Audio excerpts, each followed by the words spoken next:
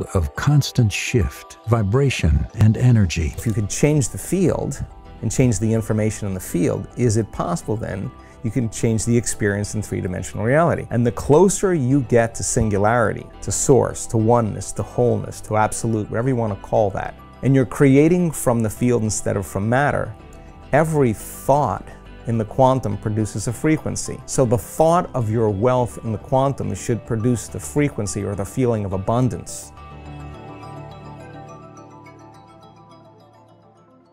By focusing on nothing, on space, there's a recalibration of the nervous system back to more order, back to more wholeness, back to more oneness. And if you're going to marry a clear intention with an elevated emotion to create reality, you better have a coherent brain, because that's the mechanism that sends the signal out. That's the directive. That's the intention. That's the possibility. It's the creative center. And if you're going to combine it with an elevated emotion, if you're going to believe in that future that you're imagining with all your heart, it better be open. You better learn how to activate it, and you got to feel into that heart of yours. And when you do, you begin to change your electromagnetic field. In fact, you have a Wi-Fi signal, and if the thought sends the signal out and the feeling draws the event back to us, if the thought is the electrical charge in the quantum field and the feeling is the magnetic charge, and the heart has a magnetic field, and this is beyond polarity, this is wholeness, this is oneness, this is the union of opposites.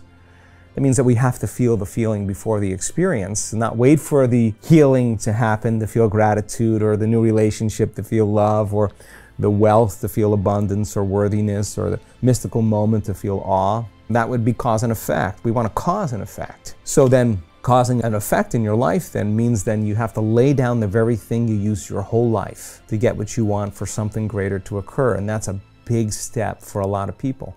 What's the significance of that? We can all get successful. You can learn certain skills, you can be trained, you can make the right choices, you can learn from your mistakes, you can take more courses, more seminars, you can go at it matter to matter. This is the plane of doing. You can predict the outcome, you can plan for the outcome, do all those things. There's rules in this three-dimensional world. And when the experience happens, then the experience produces the emotion, and it takes away the lack of not having what you want. You get the new car, you get the new relationship, you get the better health. You wait for the experience to occur. The experience then, the end product is the emotion, and it feels the lack or separation. But we create that way. You see someone with something you like and you don't have it, your brain naturally starts thinking about you having it. We're creative by nature. But in the 3D world, you got to wait for the experience. You got to do something to make it happen. And of course, doing requires time and energy. So you can get really good at that, and you can collect resources and savings and all that stuff, and you can do it easier. My interest is another way. I want to shorten the distance between the thought of what we want and the experience of having it, between the cause and the effect, and that's called time, right? So if we're creating from matter, then there's a lot of things that we have to do to get what we want. And if we're living in stress and we're living in survival, now we feel more like matter and less like energy. And now those hormones drive us in our animal nature to try to get what we want. But sometimes, you know, people cheat, they steal, they lie, they do whatever they can to get what they want. That's the game. But then if you can create from the field instead of from matter, it's not matter that's emitting a field, it's the field that's actually creating matter. So if you could change the field and change the information in the field, is it possible then you can change the experience in three-dimensional reality? And if you can experience the feeling of that ahead of the actual event, you're beginning to change information in the field. Keep doing that. Thought objectifies and conditions reality. So you create a thought form, and in time, all of a sudden, you start having these synchronicities and these outcomes in your life. If you can't get beyond your body, and your attention is on your body, then you're matter trying to change matter. If you're thinking about your cell phone and your partner or your kids, or none of these are bad, but if you can't get beyond them, they own you. If you're thinking about how much time it's going to take or how much time the meditation is going, you haven't dissociated from the very world of three-dimensional reality to create something differently with. So that process of overcoming ourselves, that process of overcoming is the process of becoming. So many people say, you know, I really believed that this information, or that you could actually create a better life for yourself, or you could heal yourself. I always believed that it was true, and I saw the testimonials of other people, I've read the information, I saw the scientific research. I just never believed it could happen to me, or that I could do it. Now this is a big moment This is the moment you come out of the bleachers and you get on the playing field, because in order for that person to prove that their mind can affect their body, they would have to show up every day and do the work. If they don't show up, then they don't believe it's possible.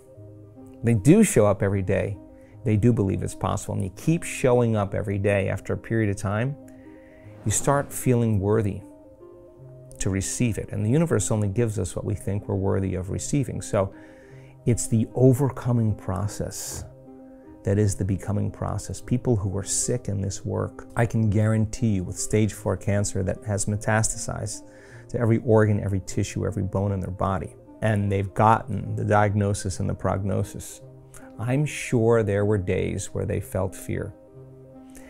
And they had to make one of two choices: to either do the work or surrender to fear. And they showed up that day, and they overcame their fear a little bit more and surrendered to love. That's a victory.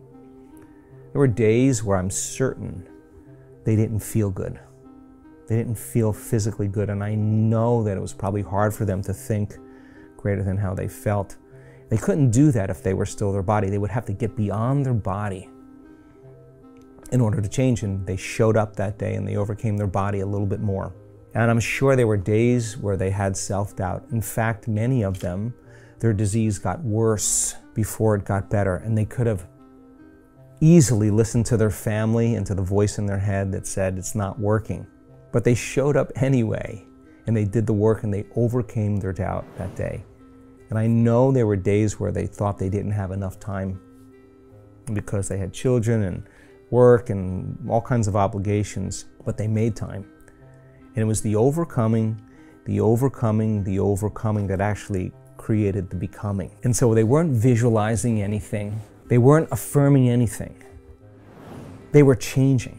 Now, many of them would have a great meditation, get up feeling wonderful, feeling like connected to the emotions of their future, and their sleeping patterns got better, they've had more energy, their pain diminished, but their blood values and their scans were still the same.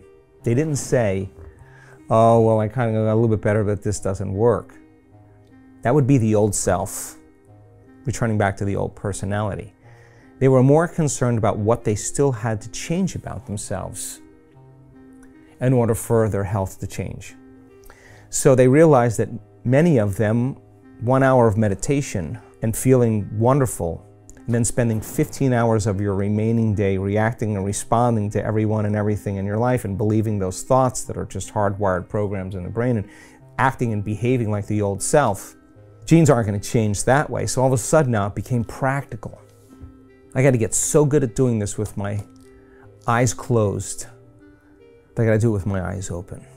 Now, this is the big game, because you got to be able to self-regulate. What became very practical to them is, now I'm going to rehearse how I'm going to be on the Zoom call. Now I'm going to rehearse how I'm going to be with my children, how I'm going to be with my ex.